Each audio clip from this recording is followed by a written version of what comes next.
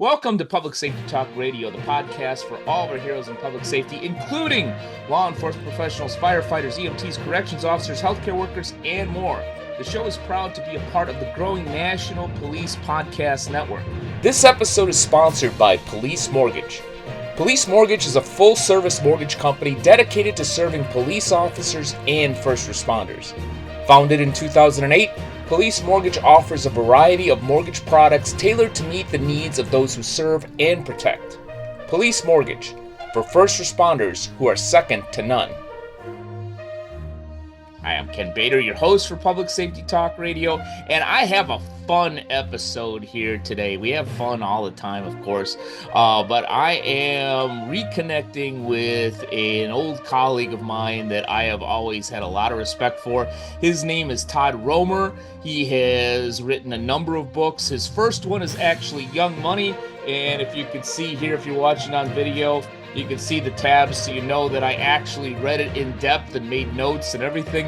And he has rebranded to Financial Rebellion, helping a lot of people in their teens, their 20s, their 30s, and beyond to be smart with their money.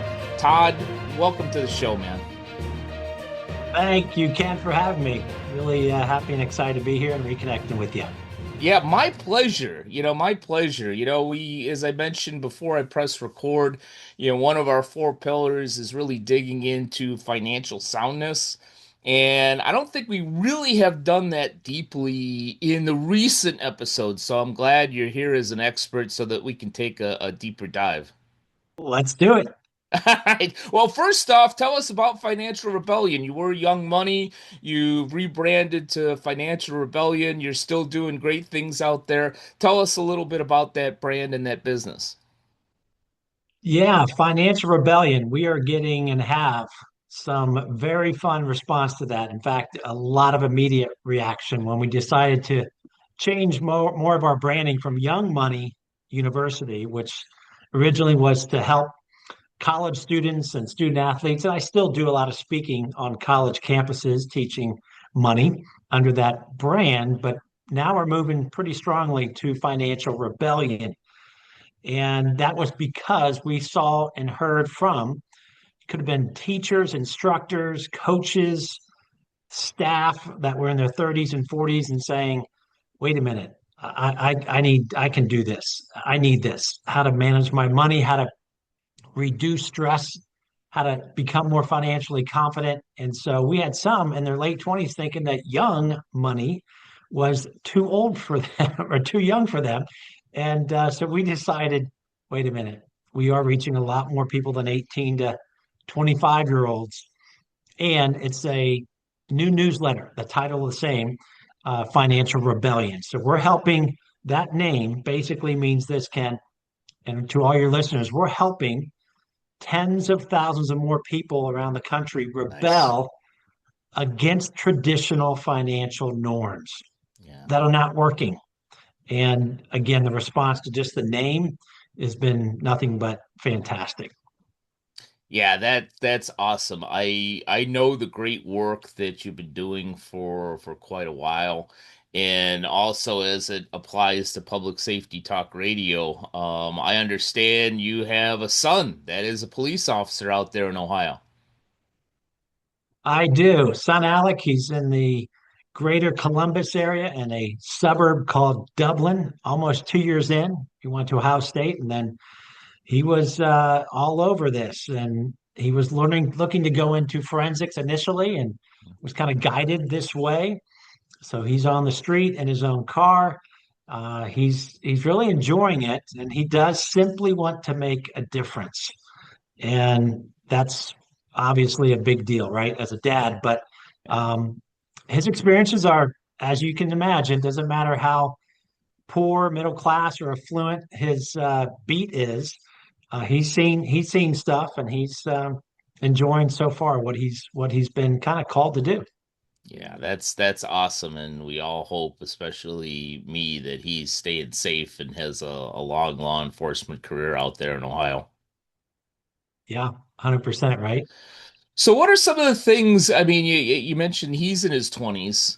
And I'm assuming he's learned a couple of things from the old man. Am I, am I going out on a limb, or maybe he's maybe taking a couple of things from Rover Senior?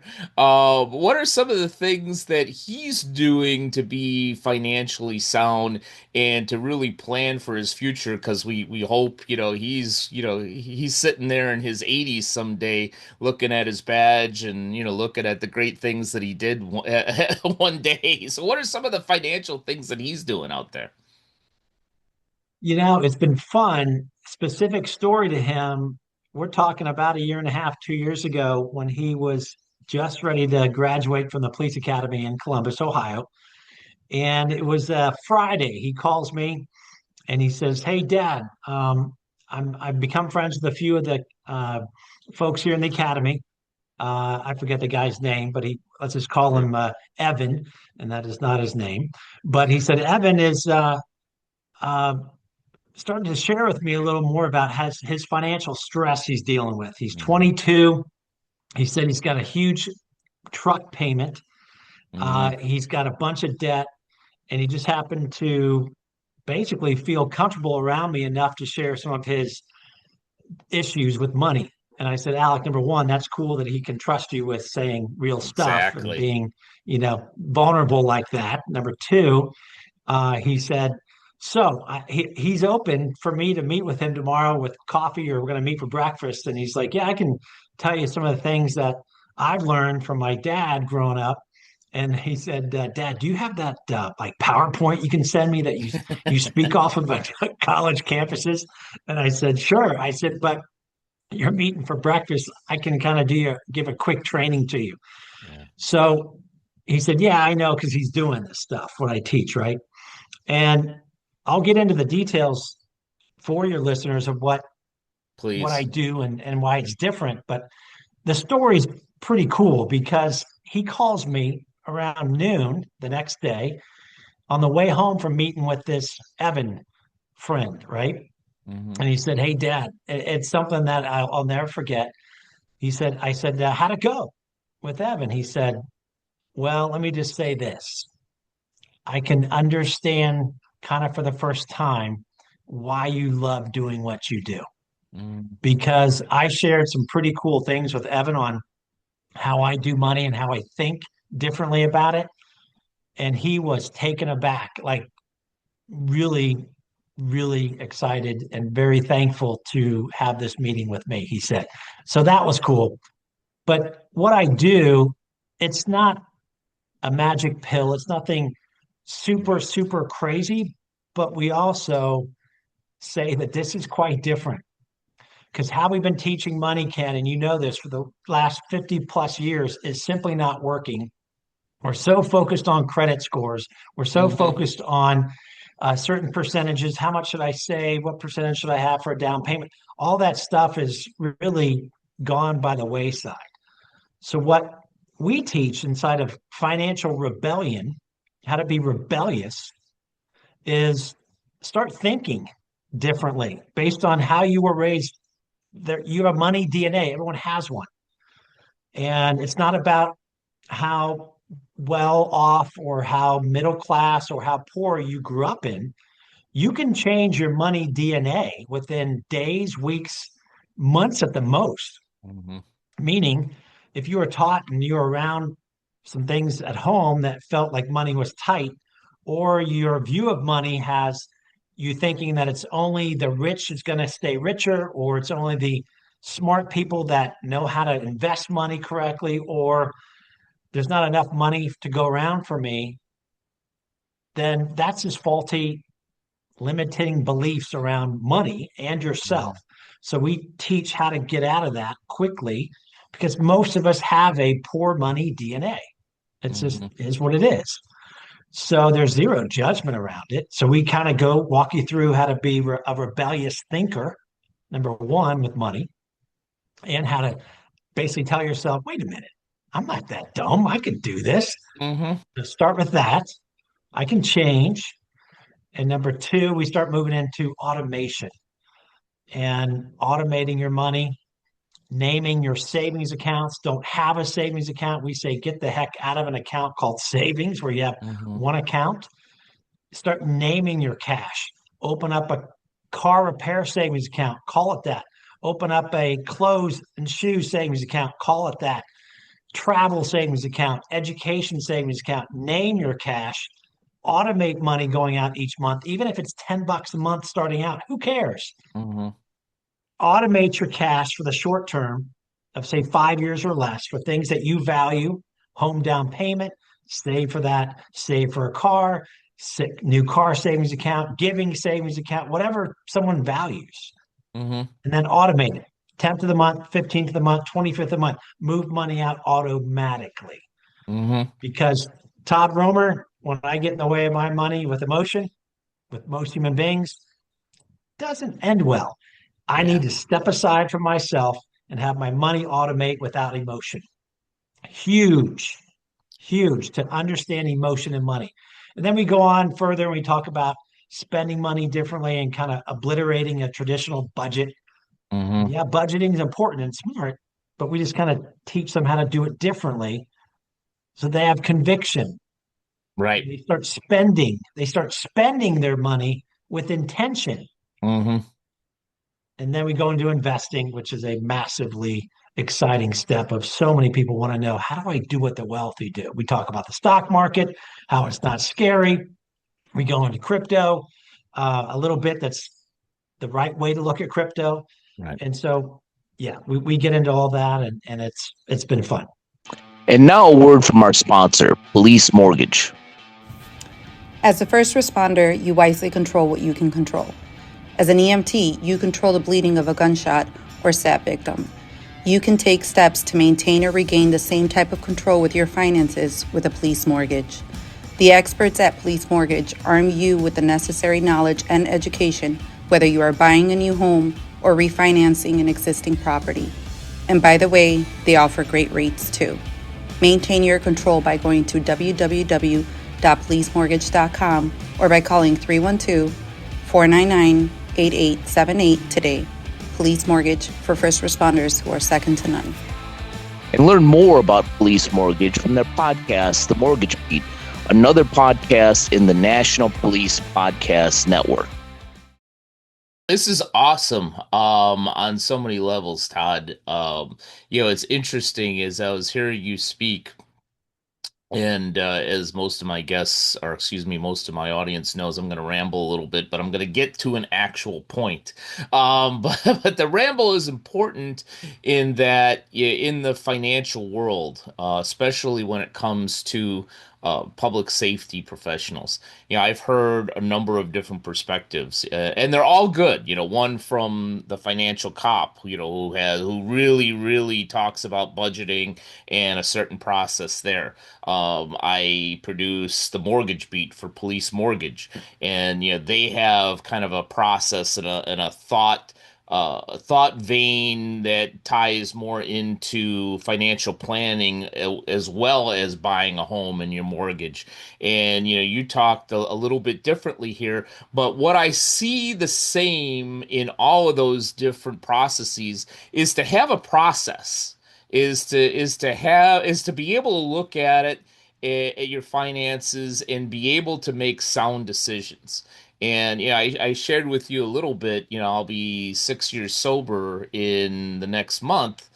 And one of the reasons, probably the main impetus, forced me to become sober and to give up alcohol was I wanted to regain control. I was completely out of control. And a lot of those police officers out there and first responders, they want control. So when they're out of control financially, they don't want to look at it. They just pay the minimum on the credit card statements. Like, I don't want to look. If I don't look at it, it's not a problem. I don't want to look at my savings. If there's money to pay the next bill, that I don't want to look at it because, it's going to stress me out and I got enough stress on the job. But what I found is one of the things that I did when I got sober is I created spreadsheets and a few other things that really gave me the full picture of our financial health. And we made decisions based on that. We do a review, my wife and I, at least monthly, of where we're at and where things are in certain accounts. To the point where when we did our goals at the end of 2025, one of the things that we talked about, and I actually brought up, and I was very adamant about, and we're in our late 50s, early 60s, but we said, all right, we have these assets. There are two things that we should be investing in. One is the house, so that we can have the house exactly how we want it for the rest of our lives. And two is experiences. You want to travel, you want to do these things. That may be somewhat of an emotional decision, but it's an emotional decision that's based on logic and knowledge of what we have, and saying, you know what, maybe we're on this earth for another 30 years, and experiences are important to us, so let's invest in those experiences, and let's invest in those wisely based on a foundation. So my point to my ramble is, especially for those first responders out there, you want to be in control. And I found personally, whether you follow a Todd Romer program or a financial cop program or a police mortgage program, is control comes in the knowledge and actually seeing it in on a screen or on paper, to say, this is what I can do, or this is how I can help myself be at a better level. Is there some credence to that, or am I just nuts, or maybe both? Well, you're always nuts. No, I'm That's true. kidding. Yeah, But that's why I never, love you, man. right You back tell at the you. truth. Yeah. Yes, yes. No, you're right on target. There needs to be a plan. There needs to be a process. And a lot of that process is removing yourself kind of from it once you get the process down and set the plan and the system. And that's really what you're talking about. There needs to be a system of process. So you and your wife have intentional spending that you've agreed upon, home investment and travel experiences. So yeah, most of your money is going to be funneled into that ahead of time. So your awareness is high for those. Other things that come across the temptation plate for you all are going to be less of an issue. Hey, I need some new pair of jeans when you really don't. Or, hey, let's get a new car. No, but ours is fine. We're good. So that's you. That's you guys. And so you've made some great decisions with just being aware and intentional. So with first responders of all ages, yeah, it's becoming strong with conviction of what your why is. And we go through that. Why do you want to be financially successful? We know why you got into being a police officer, firefighter, and all that. But let's talk about that stressor that you noted that can cause, and it is the number one stressor amongst anybody in the workplace, no matter if they're in public safety or not. So it is actually very it's a sliver of changing your thought pattern to bring you to a place of, wait, I just made that small change, and whoa, wow, look at this.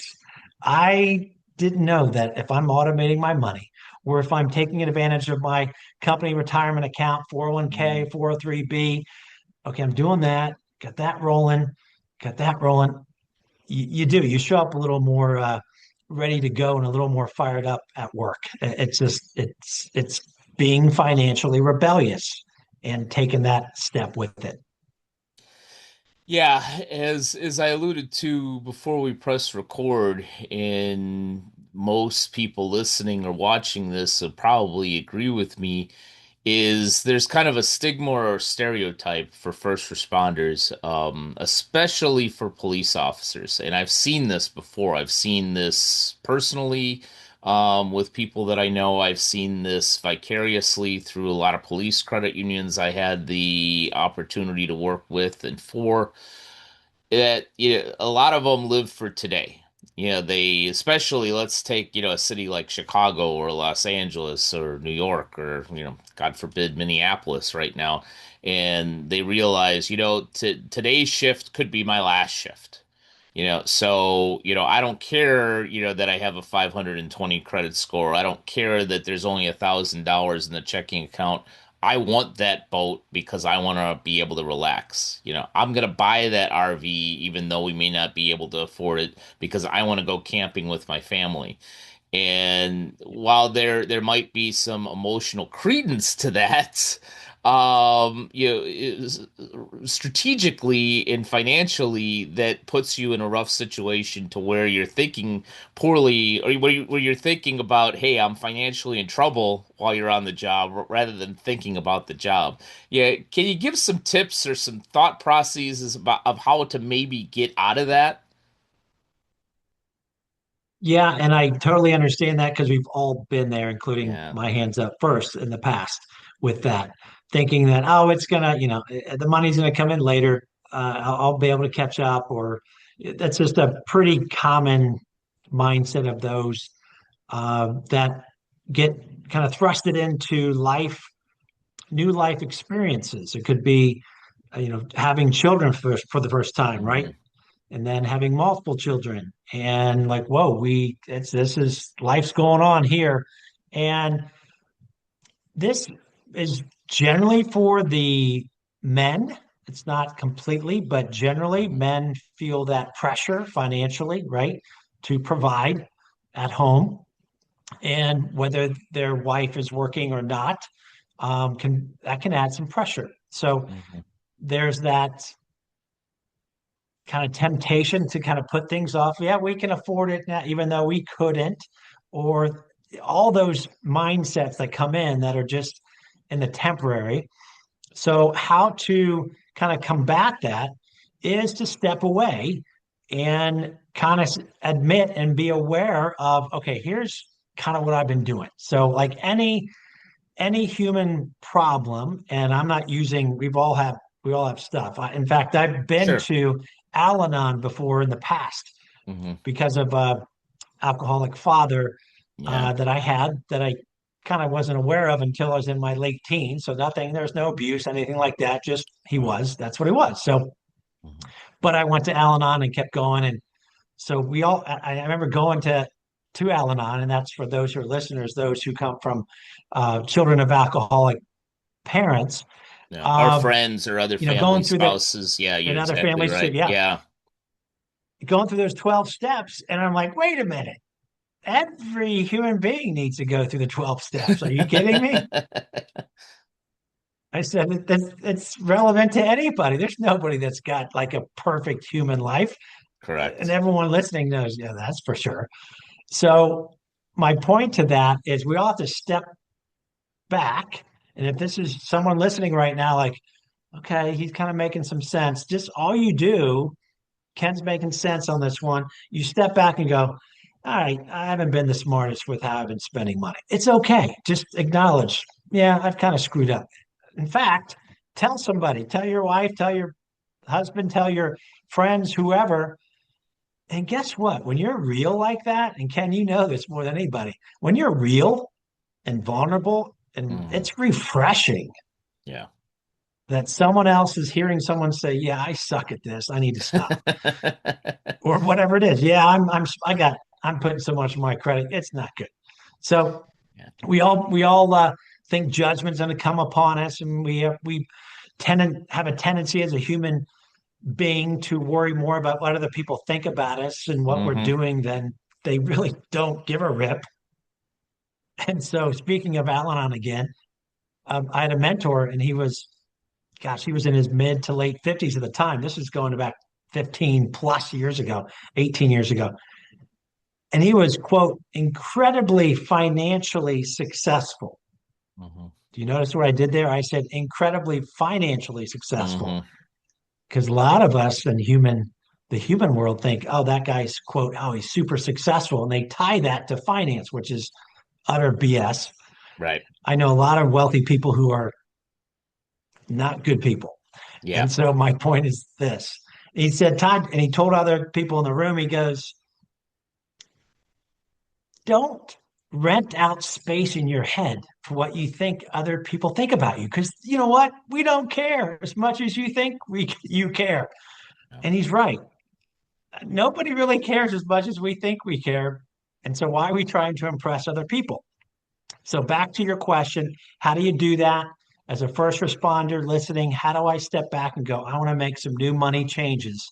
Mhm. Just admit, yeah, I've made some stupid money mistakes. Heck, I did some stupid stock day trading back in the days Me too. myself.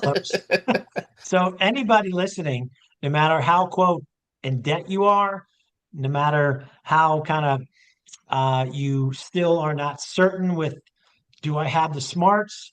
All of those are just flat out lies about yourself. And the first step again you take is become aware. And then within financial rebellion, what we teach is slowly begin saving and spending money differently. We go with those first simple steps so you kind of feel the achievement. Hey, I got my second name savings account opened up. It's Mhm. my car repair savings account. And I have my clothes and shoes savings account because if you value clothes and shoes, create one. Hey, Mhm. I got two set up in a week. Awesome. By the way, speaking of credit unions, we're big fans of them because you Mhm. can name your cash with named savings accounts with no to little minimum balance required. And so Mhm. we're not anti-bank, but check out, we don't have time in this podcast to go through the whole financial rebellion way, but we talk about where do you bank? Yeah. And are you sure you're banking in the right place? Because you need that with what we teach in financial rebellion. That's a great point, in that there are a lot of great police and fire credit unions around the country. In fact, I know you're in Florida. The National Council of Firefighters Credit Unions was founded, right out of the Miami area. And National Police Federal Credit Union, who's a big supporter of ours, of course. And then there's a Police Credit Union of California. There's a Police Federal Credit Union of Omaha, and so on and so forth out there. So if you are a first responder, I guarantee you it's not going to be difficult to find a credit union. And I would bet that there's probably a credit union specifically for first responders that is either serving your department or firehouse or is definitely available in that state. So that is a great that's a great tip.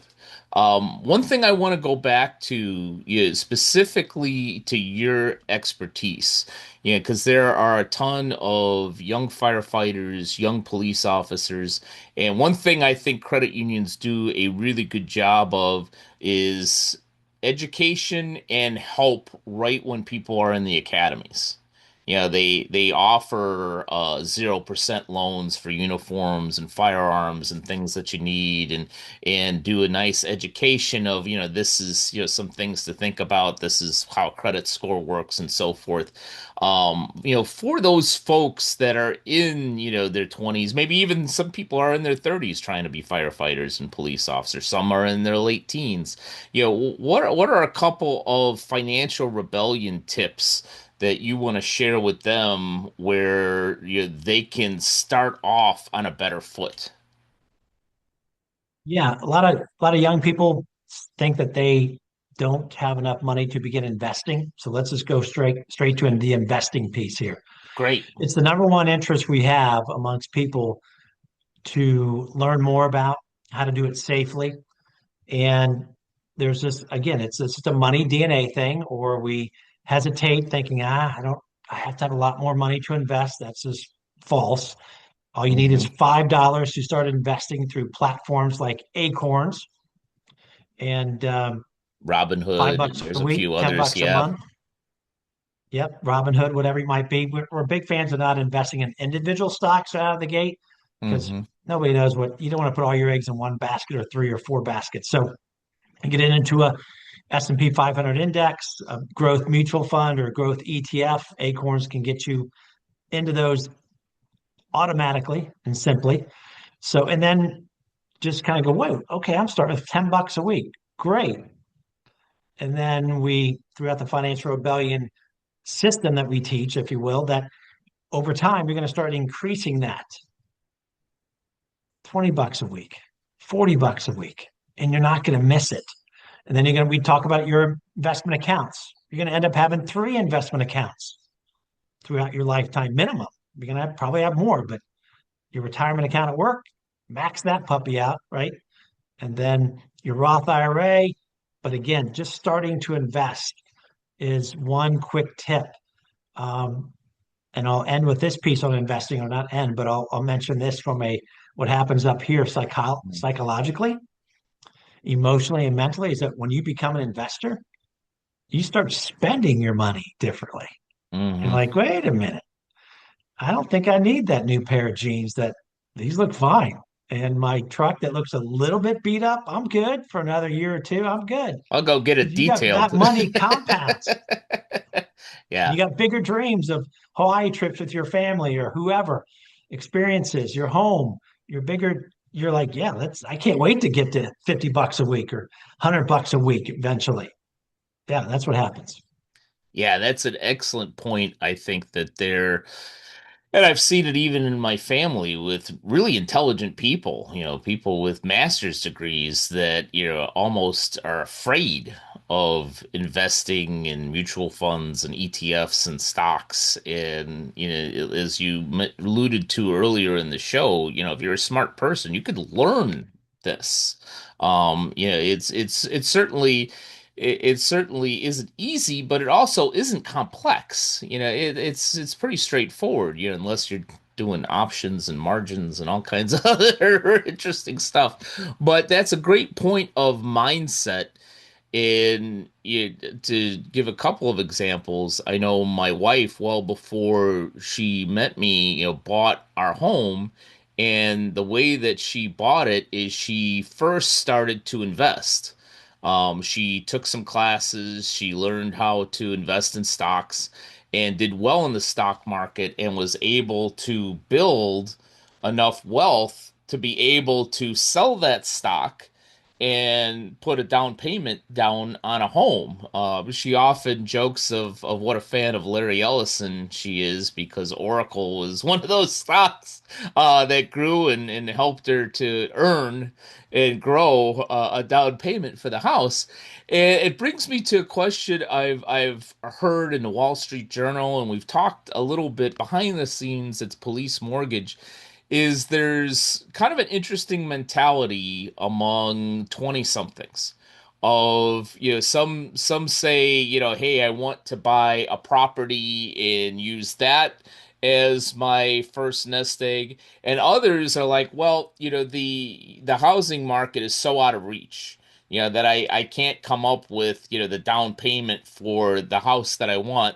So instead of doing that, they actually dabble in the stock market and spend their money on trying to grow that particular foundation. What are your thoughts on that?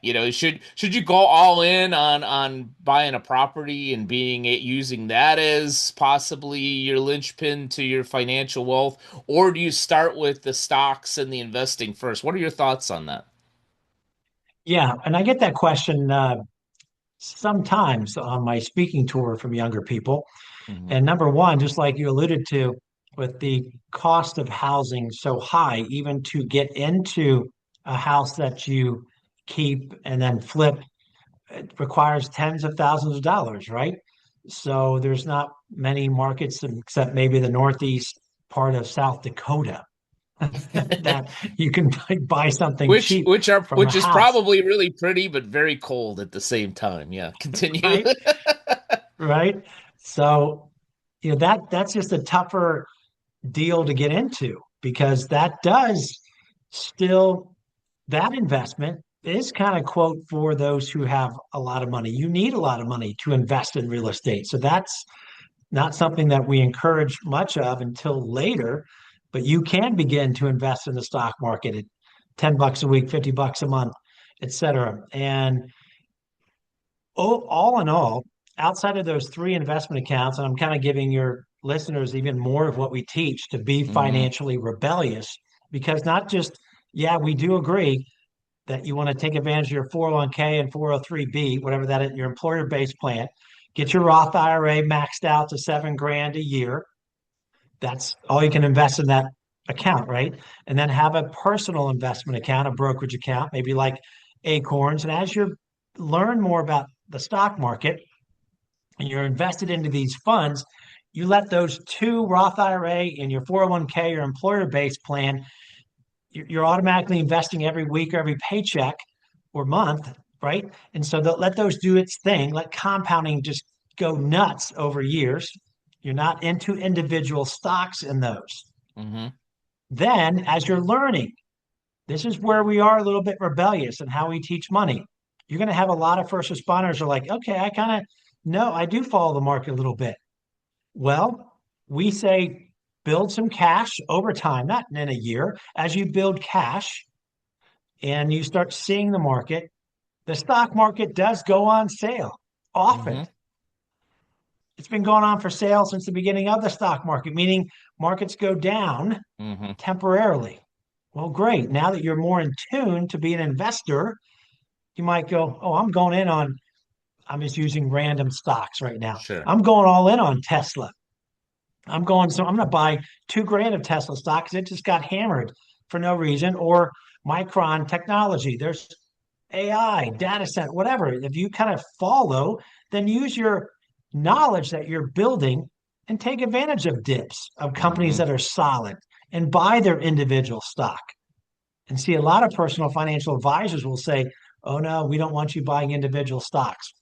Come on. That's BS. That is BS. And so you don't you get those funds, right? The 401k, 403b, you get those funds rolling. So you got that cushion. You've already got that safety net. And then we do tell you to be a little rebellious. If you're this kind of person, open up a personal brokerage account. Mm-hmm. And when you see things that are on sale, go in again. Yeah. Obviously, not fly by night companies. We're talking about good companies that always go on sale and turn around. That's all. I think that's great advice. I would say that we have a couple of accounts that represent a small percentage of our net worth that we'll be aggressive with. And I will even say there's one account where I even go hog wild. Almost treat it like Vegas. If I see a stock that I could buy for like $200, 100 shares, that that the chart looks good and the idea seems sound, and there is a high risk to it. If it goes to zero and I've spent $250, I'm not going to be out on the street. But if I've spent $250 and this thing goes up 1,000%, yeah, that I'll made something. So yeah, I think that you would probably concur with this.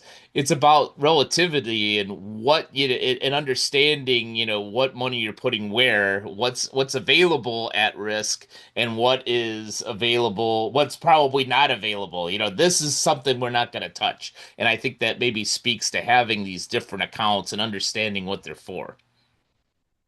100%. We call that kind of high risk account the asymmetric investment account. So that Yeah. could be a crypto project you like. Again, if you lose it, you're not going to be living under the bridge. But you do diligence. You don't just throw it away like you're putting, you know, $100 on black or red on the roulette wheel. You do some diligence and go, you know what, this has some potential legs. And I know this industry. I know what's going on because your knowledge is being built. You're reading a little bit more.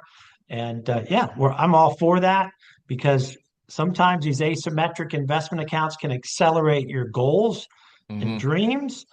And then what we don't talk about, well, we do talk about it, but some people are not aware of what we do with financial rebellion completely. We're not just about helping you rebel financially so you can have an amazing personal successful financial life because that's not all life is about. We Right. This will bring you more purpose. When you have your financial life in order, you're going to be able to help other people in need. So we talk a lot about giving Hmm. along the way as one of your goals too. So how much fun is that? So you can create wealth, not just for yourself and your family, because then that doesn't feel just right, right? We all know Yeah. that. Wait a minute, there's people in need. There always will be people in need. So why not become smarter about money so that you can help your family get to a point where you want to have them and then go, wait, how we can help other people and Yeah. be super uber generous. I think that's a pretty cool life. And Yeah. that's the financial rebellion life that we want people to have. No, that's awesome. I'm on the board of the Wounded Blue, and we're blessed, to have donors, helping injured police officers just because they can. And it's a cause that they believe in. Great point. And the other point is we begin to wrap up is I talk about the four pillars of soundness on public safety talk radio: financial, physical, emotional, and professional. And a lot of times, and I've seen this in some of the first responder conferences out there that speak about wellness, is they'll either skip or not touch on the financial part very much. Or they'll have, out of 4 days, they'll have a 1 hour session and they'll say, well, that's all we can do because people find it boring. And, I would argue that, you guys like you and I can make it fun. Uh, but regardless Yeah. of that, yeah, I think a point that we don't make enough is all of those four pillars aren't in silos, they're all interconnected. And I've seen it more than once that, maybe the problem starts in the financial end. And now you're working more overtime because you have to pay for some of this stuff and your finances aren't in order. And it creates an issue in the physical because you're not getting enough sleep or eating right or going to the gym anymore because you're working all this overtime. And the emotional struggles because, hey, I'm working 80 hours a week and, I'm not seeing my spouse and my kids anymore. And all this stuff, as with anything, has a both a positive and a negative a domino effect. And if your finances aren't in order and you're constantly trying to ignore it or you're stressed about that, it creates issues in the other three pillars. 100%. 100%. I couldn't agree more. So, yeah, Well, everyone listening to this first responder has the ability to make these tweaks. We call them tweaks and changes. And now I know we're getting to the end here. Here's what I'll end with in terms of yeah, please. Yeah, give us your a best tip for first responders. Go for it, man. well, here's my best tip.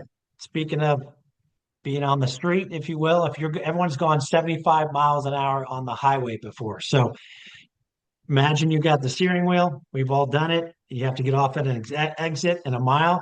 You go from the center lane to the right lane to eventually get off at that exit. At 75 miles an hour, all you got to do to the steering wheel is literally make a slight change. That's it. And the car goes to the right like that. It's incredible, right? When you think about it, physics, like how does it only do that? Well, at a 20 mile an hour stop school zone, and you got to take a right, you got to turn that steering wheel like that to go right at 20 miles an hour. Mhm. What we teach in Financial Rebellion is that all you've got to do is be like that driver going 75 miles an hour. You just have to make small tweaks to how you do your money. Not, we're not saying you got to do this. That would be like, no, thank you. That's too much. Literally, we help you change your thinking about you. That's nugget number one. You've got every bit of what it takes up here to change your behavior with money and get to an amazing financial life. Put a stake in the ground and say, I'm done. How I do money my way. I'm done doing it. If that's you and you're needing some help, awesome. So put that stake in the ground.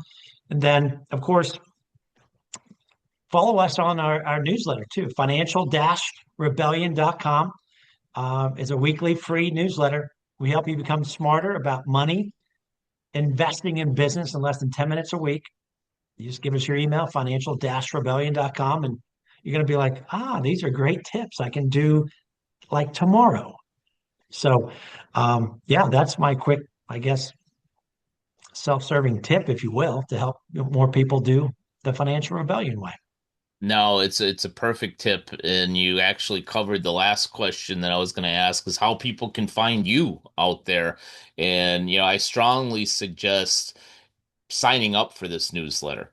I suggest, finding, multiple sources, and this being definitely one of them to help your financial future, because, sometimes, you gain knowledge from a few different places and you create your own system. And the first part I think is perfect, is changing your mindset. And then if you've changed your mindset, maybe there's a system or a process that's a combination of financial rebellion and a couple other things that makes sense for you, but gives you the control either regains or retains the control that you have out there. Before I let you leave, you probably already gave the email and everything. If there are police, firefighter, credit unions out there, other organizations that want to have you speak, that want to tap into more of the knowledge of financial rebellion, how best can they find you out there? Yeah, you can go to financial-rebellion.com. There is a contact component to that website, or email. My parent company is Young Money University still. That's the parent company. My email is TROM as in Mary, T Romer at youngmoneyuniversity.com. So yeah, we'd love to work with any credit union as well to help them. Perfect. Todd, I always enjoy speaking with you. Really glad, we had a chance to speak a little bit today, especially, on camera and on audio, so it could help some other folks out there. Thank you for spending some time with us, man. And likewise, buddy, you've been a great friend and peer for a long time, and love what you're doing. And thanks for having me on as well. It's all my pleasure. Thank you again. And thank you to all of you who have either watched or listened to this episode of Public Safety Talk Radio. And we'll be back with you next week with another great guest. Public Safety Talk Radio is produced by Bader Training and Consulting. Public Safety Talk Radio is also proud to be a part of the growing National Police Podcast Network. The National Police Podcast Network is a dedicated media network powered by the National Police Federal Credit Union, developed in partnership with experienced podcast professionals and public safety advocates. Learn more about the National Police Federal Credit Union at nationalpolicefcu.com.